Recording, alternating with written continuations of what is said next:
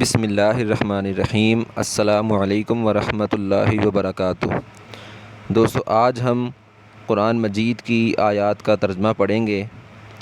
اللہ تعالیٰ قرآن مجید میں ارشاد فرماتا ہے، جس کا مفہوم یہ ہے، واقعہ یہ ہے کہ ہم نے ان کو ایک مرتبہ عذاب میں پکڑا تھا تو اس وقت بھی یہ لوگ اپنے پروردگار کے سامنے نہیں جھکے، اور یہ تو عاجزی کی روش اختیار کرتے ہی نہیں ہیں، یہاں تک کہ جب ہم ان پر سخت عذاب والا دروازہ کھول دیں گے تو یہ ایک دم اس میں مایوس ہو کر رہ جائیں گے۔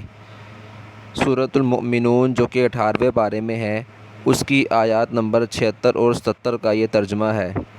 دوستو، موجودہ حالات میں جیسا کہ کرونا وائرس نے پوری دنیا کو اپنے لپیٹ میں لیا ہوا ہے، ہم سب کی ذمہ داری بنتی ہے کہ ہم عاجزی اختیار کریں، توبہ استغفار کریں، اپنے گناہوں پر اللہ تعالیٰ سے معافی مانگیں۔ لیکن نعوذ باللہ من ذالک، افسوس صد افسوس کہ ہم توبہ کرنے کی بجائے ہم دوسرے کاموں میں لگے ہوئے ہیں۔ ہم یہ دیکھ رہے ہیں کہ کیسے اس بیماری کا علاج کیا جائے، اور توبہ استغفار کی طرف ہم نہیں آ رہے۔ ہم نے اس کا بیماری کا علاج بھی ضرور کرنا ہے، لیکن جو اس سے زیادہ ضروری کام ہے، جو اس سے پہلے ہم نے کرنا ہے، وہ توبہ استغفار کرنی ہے۔ ہم نے عاجزی اختیار کرنی ہے، اپنے گناہوں پر اللہ تعالیٰ سے معافی مانگنی ہے۔